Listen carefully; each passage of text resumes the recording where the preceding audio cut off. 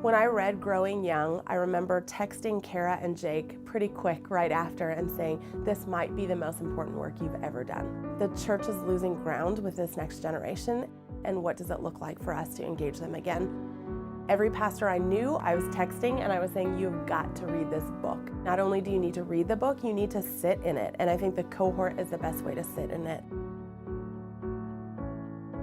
Hey, I've read the book, I love it, it's great.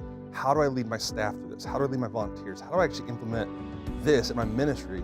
So the Fuller Youth Institute created the Growing Young Cohort because we had all this research on what happens when churches engage young people well. And we wanted to take the great ideas from the book and put it into a cohort process where a church can walk through an experience with other churches.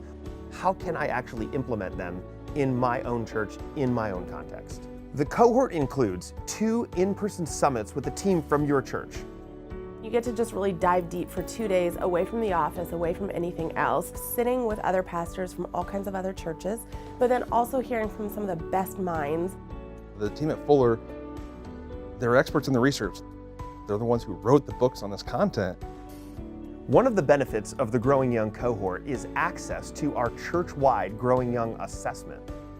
You'll be able to see real data from real people in your church. We'll walk through this process with you. You're not doing this work alone. The coaches so many times had examples of another church who had done something similar. I remember time after time I said, hey, is anyone trying this? And many times my coach could point back to another church and say, hey, why don't you check with them? The thing I loved about the cohort was that I got to see other churches accomplish things that we were stuck with. And we were able to see what it would look like to take next steps in our own church.